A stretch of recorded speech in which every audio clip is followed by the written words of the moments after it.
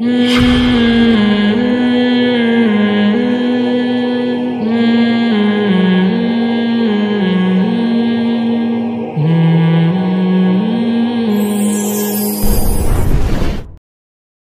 دوست سے کہا اذهب بنا الى هذا النبی، ان نبی کے پاس ہمیں لے کر جاؤ.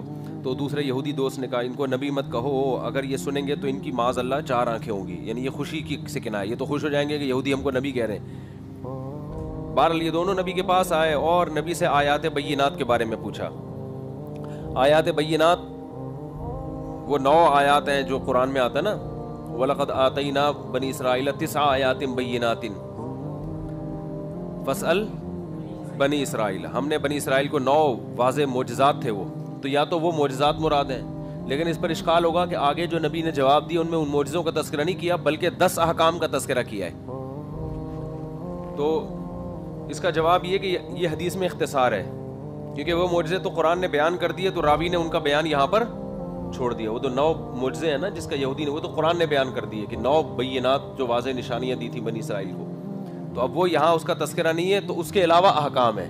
تو یہ جو آگے نبی صلی اللہ علیہ وسلم نے حکم دیا کہ شرک مت کرو، یہ مت کرو، وہ مت کرو، تو یہ جملہ مستانف کلام مستانف ہے. ٹھیک ہے. دوسرا یہ بھی ہو سکتا ہے کہ بینات سے مراد وہ احکامات ہوں، وہ 9 احکامات ہوں جو تمام ملل میں متحد ہیں.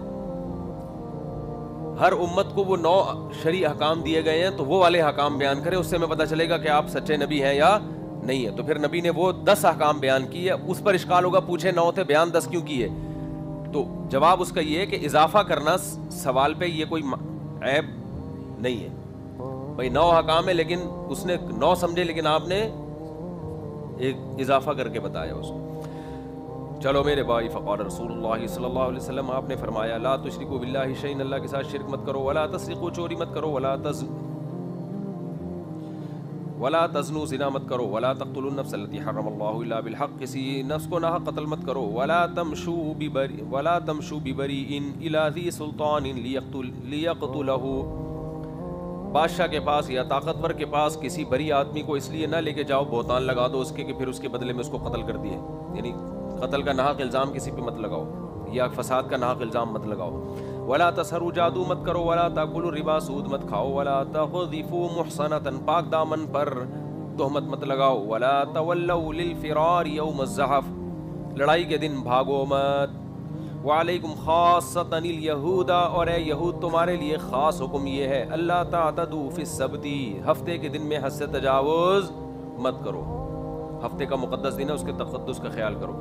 قال، وہ یہودی کھڑا ہوا، فقبل یدیہ ورجلیہ، اس نے آپ کے ہاتھ بھی چومے اور پاؤں بھی چومے. وقال نشہد انک نبی، کہنے لگا میں گواہی دیتا ہوں، ہم گواہی دیتے ہیں کہ آپ نبی ہیں. قال فما یمنعکم ان تتبعونی، تو تمہیں اس بات نے کس سے روکا ہے کہ تم مجھے فالو کرو، میری اتباع کرو. قال ان داؤد، کہنے لگا داؤد علیہ السلام نے اپنے رب سے دعا کی تھی کہ اللہ یزال من ذریتی نبی، کہ ہمیشہ میری اولاد میں نبی آئے. تو آپ کیونکہ داؤد علیہ السلام کی اولاد میں نہیں، اس لیے میں اتباع نہیں کر سکتا آپ کی. وَإِنِّي نَخَافُ، إِنَّا نَخَافُ، ہمیں ڈر ہے، ان تَبِعْنَاكَ، ہم اگر آپ کی اتباع کریں گے، يَقْتُلَنَا الْيَهُودُ، یہود ہمیں قتل کر دیں گے. سمجھتے ہو؟ اس کے 2 مطلب ہو سکتے ہیں. یا تو داؤد علیہ السلام نے واقعی اس کی نصیحت کی تھی کہ ان کی ذریت میں ہمیشہ نبی آتا رہے، تو اس سے مراد پھر یہ کہ بنی اسرائیل کے جتنے بھی نبی ہیں وہ داؤد علیہ السلام کی ذریت میں آئے، اس سے بنی اسماعیل کے نبی مراد نہیں ہے. دوسری بات یہ یہودی یہ پھینکو بھی ہو سکتے ہیں. انہوں نے ویسی یہودیوں نے ایک بات مشہور کر دی ہو کہ داؤد علیہ السلام نے یہ کہا ہے. آپ کہہ سکتے ہو کہ ہو سکتا ہے مسلمان جھوٹ بول رہے ہو، داؤد علیہ السلام نے کہا ہو اور ہم نے ایسے ہی معاذ اللہ جھوٹ بول دیا ہو کہ نہیں کہا. تو دلیل تو ہم نہ ہمارے پاس ہے نہ ان کے پاس ہے نا. تو اس کا جواب ہے دلیل ہمارے پاس ہے کہ داؤد علیہ السلام کی اولاد میں اگر نبیوں کا سلسلہ ہمیشہ جاری رہنا ہوتا تو کیوں نہیں آ رہا نبی پھر داؤد علیہ السلام کی اولاد میں اب تک؟ حالانکہ پرانی نبوتوں کی تعلیمات تو ختم ہو گئی نا، تو پھر تو لازمی آنا چاہیے. تو نہیں آ رہا، اس کا مطلب داؤد علیہ السلام نے ایسا کہا ہی نہیں ہے. کہا ہوتا تو آ رہے ہوتے نبی اب تک. تو مشاہدہ ہو گیا نا. موسیٰ علیہ السلام کے بعد آتے عیسیٰ علیہ السلام کے موسیٰ علیہ السلام تو حضرت داؤد تو موسیٰ علیہ السلام کے بعد آئے. ان کو سمجھا دینا جو آپ کہنا چاہ رہے ہیں، میں بعد میں ان سے سمجھ لوں گا. اچھا میرے بھائی، تم پر ہے یہود خاص طور پر اللہ نے حکم دیا تمہیں کہ ہفتے کے دن کا بھی خیال, یعنی بنی اسرائیل کی شریعت میں نہیں, آج نہیں, ابھی وہ منسوخ ہو گیا حکم. آج جمعہ کا دن مقدس ہے اسلام میں. آج میری بوئی, اچھا اس میں ایک اشکال ہوگا کہ یہودی نے تو گواہی دے دی نشہد انک نبی, میں گواہی دیتا ہوں آپ نبی ہیں, پھر بھی وہ مسلمان نہیں ہے, کیونکہ صرف اقرار کافی نہیں ہے, انقیاد نہیں ہے, التزام انقیاد.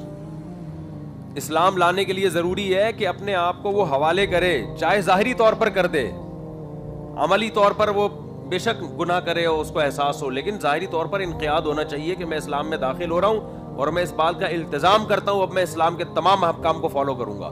اس وقت تک مسلمان نہیں ہوگا, کیونکہ صرف زبانی اعتراف تو ہندو بھی کرتے ہیں. یہ جو گاندھی جی تھے نا, جو مختصر سے کپڑے نہیں پہنتے تھے, کون تھے, گاندھی جی تھے نا, نہیں ایسا نہیں بولو کسی. تو گاندھی جی جو تھے وہ نبی صلی اللہ علیہ وسلم کی نبوت کو انہوں نے بھی اعتراف کیا تھا, لیکن علماء نے نہیں کہا کہ اس سے مسلمان نہیں ہو جائیں گے آپ. اب بھی کرتے ہیں, بڑے نعتیہ کلام ہیں ہندوؤں کے رسول اللہ صلی اللہ علیہ وسلم کے بارے میں, اس سے انسان مسلمان نہیں ہو جاتی. یہ اعلان برات کرے دوسرے تمام ادیان سے اور یہ کہے کہ میں اسلام میں داخل ہو رہا ہوں, کیا مطلب میں اب عملی طور پر التزام کر رہا ہوں کہ اسلام کے حکام کو فالو کروں گا, اس بات کا اقرار کرے. وہ سمجھتے ہو؟ اچھا میرے بھائی, پھر بے شک پھر وہ الگ بات ہے کہ عملی طور پہ کوتاہی ہوتے انسان کے لیے توبہ کا دروازہ ہے. ہاں وہ بھی ٹھیک ہے, ضروری نہیں ہے لیکن اچھا ہے ایک ثبوت ہو.